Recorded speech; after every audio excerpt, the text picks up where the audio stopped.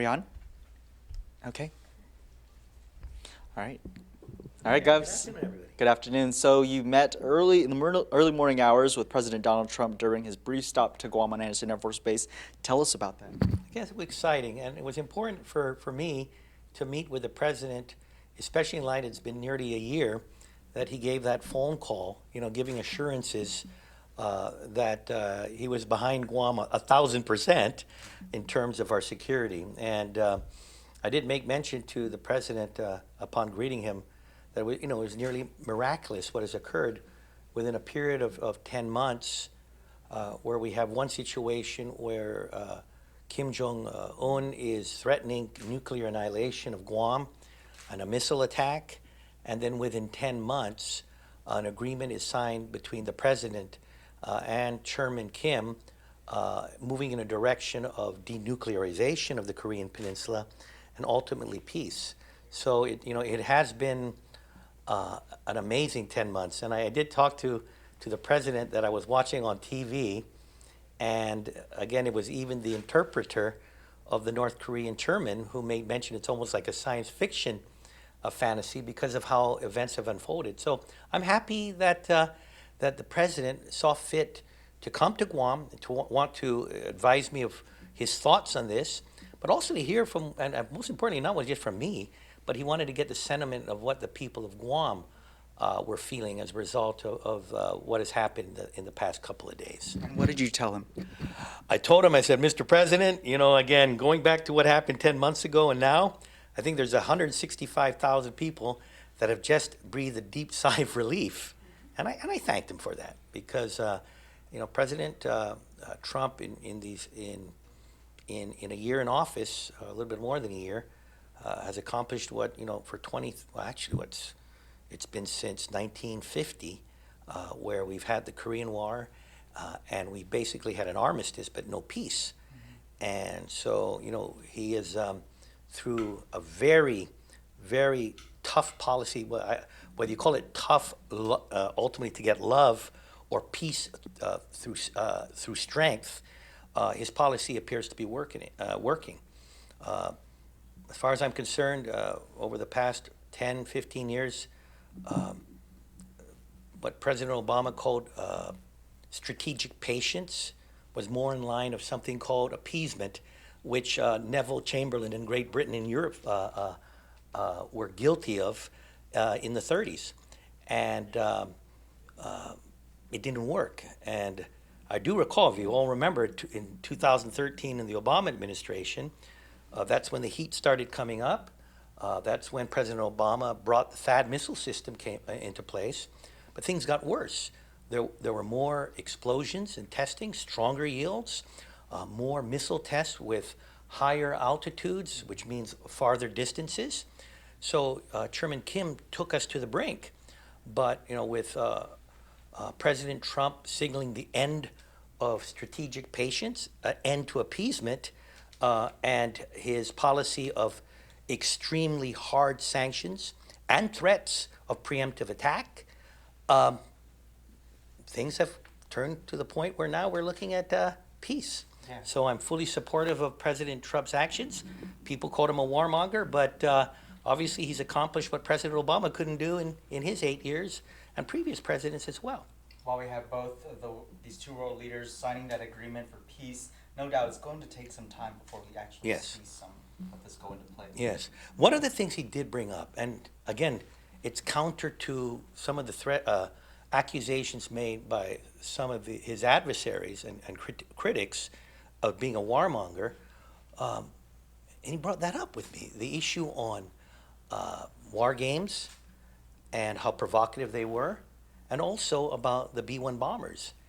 And it is his belief that as we take this step towards denuclearization, why aggravate the situation? So, with President Trump, he may have played a tough hand when it came to bringing Chairman Kim to the negotiating table to sign this agreement. But in the end also, he's also showing the other side of things, that if there is to be denuclearization, there has to be also some security guarantees given to the North Korean leadership. And I would assume that now, as they're moving in that direction, part of that is to show good faith by cessation of these B-1 bomber flights from Guam to Korea, and also when it comes to war games. So, he even asked me what my thoughts were, and I said, well, Mr. President, the reason why Kim Jong-un put Guam in the bullseye was because of the B-1s that were making those trips, circling the Korean Peninsula and coming back. So, obviously, that will lessen the how would you say, the threat that North Korea sees in a place such as Guam. Okay. And also the president saying that it's very expensive when it comes to holding these exercises. That's why he wants to put an end to these war games. But Congresswoman Madeline Berdalio had mentioned that she's concerned of just the military presence and the lack thereof as a result of ending these war games. Your thoughts? Well, with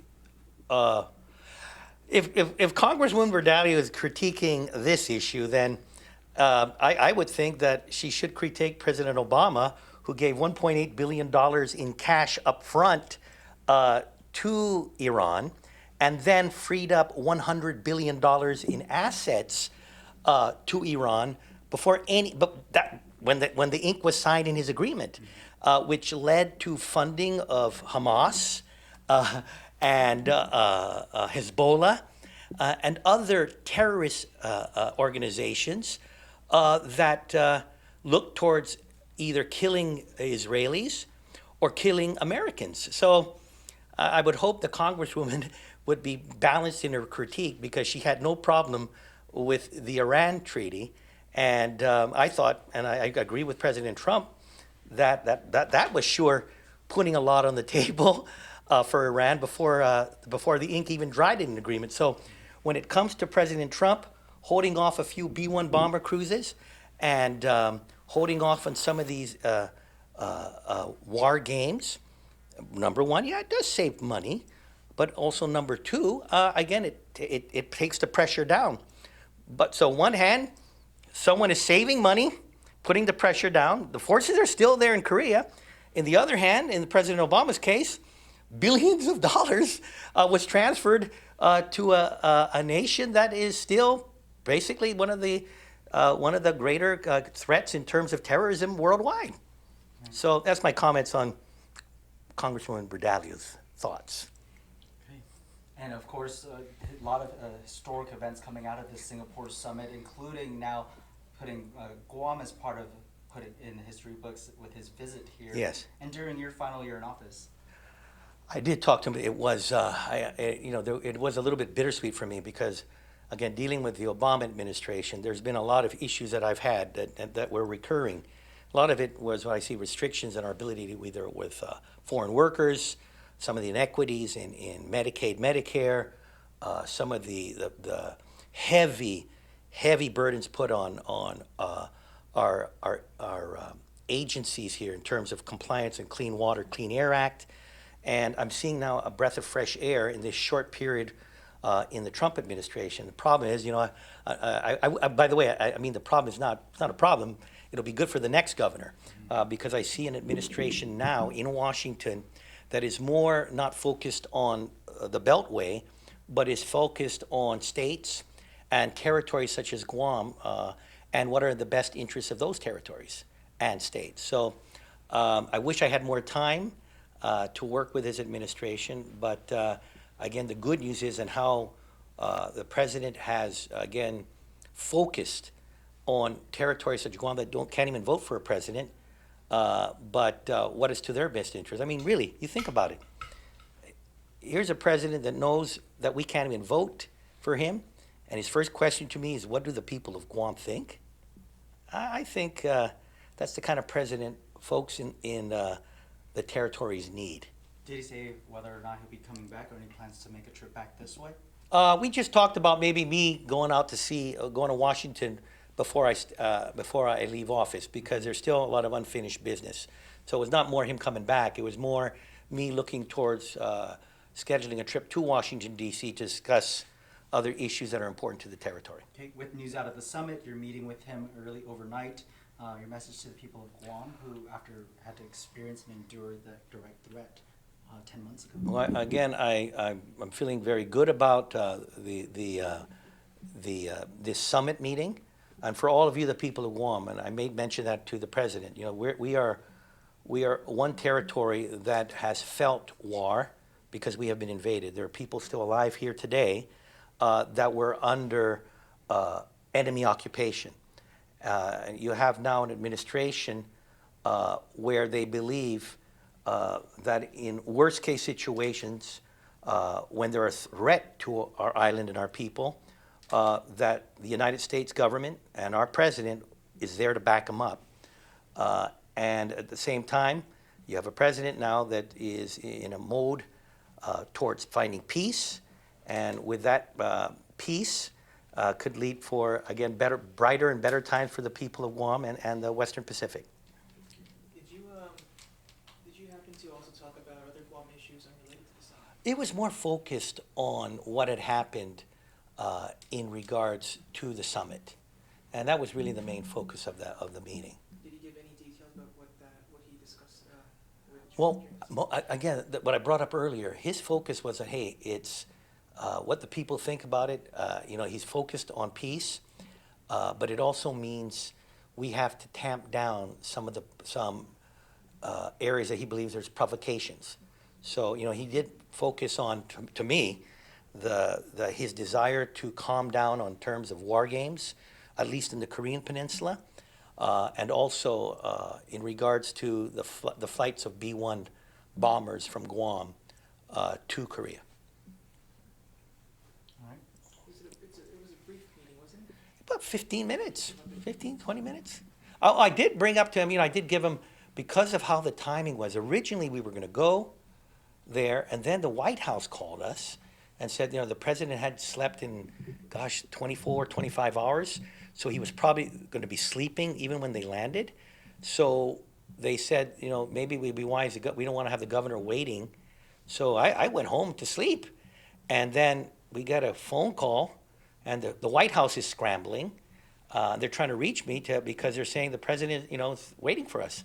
So I had to make a quick, took me 10 minutes to get from Mighty to Andersen Air Force Base in the middle of the night. That's because, you know, so I got up there, and I had a gift I was supposed to give him, a really nice gift, but, you know, because we didn't think we were going to go there, one of my aides had the gift. I only had a scapular, and it was a very special scapular, and I told you know what I did? I told the president, the irony of all this, as I was watching the president sign the agreement with Kim Jong-un, not 15 minutes later, the pilgrimage statue of Our Lady of Fatima visited my house in Mighty. And it was something happened real quick because Poly Mike Chrysostomo said, hey, can he stop by, can we allow the statue to stop by our house? I said, sure. So 15 minutes after I see the president sign the agreement, the statue comes. We have a bunch of nuns and folks in the cloth, and they all passed out these blessed scapulars. So I had it in my pocket, and I told him, you know, Mr. President, it's interesting too that we had this for Catholics. This is a symbol of a devotion for world peace. And not 15 minutes after you signed that, it came to my to my house. And I told him the irony because last year, when this whole crazy thing about war and nuclear annihilation was occurring, the statue had come also from South Korea, if you guys in the media can recall. And I saw, I told him, it looks like coincidence, but I don't believe in coincidences. And then I asked him, since I know that his wife is a Catholic, I said, hey, the scapular has been blessed and it's consecrated and a devotion to peace. I said, can you please give this to your wife? And she'll understand what Our Lady of Fatima is all about. So that was just something interesting. And he said, okay. All right, folks, we have time for one more question. Final words to the Trump administration and to President Trump now that he's since left Guam. Well, again, I congratulate President Trump and all his staff. Again, Secretary of State Pompeo and all those that negotiated with the Kim regime. But now, again, there's still a lot of work at hand, so I'm giving them all my support and our prayers that as they move along in these very critical negotiations, that it will lead to a lessening of tensions in the Western Pacific region, ultimately leading to a denuclearization of the Korean Peninsula, and finally an end to a war that has taken almost 3/4 of a century. So again, congratulations to President Trump and his administration, and we wish you Godspeed and success as we move towards a pathway towards peace in this region. Thanks, everyone. All right, take care, everybody. So I guess the Congresswoman thinks the Iran deal was better than the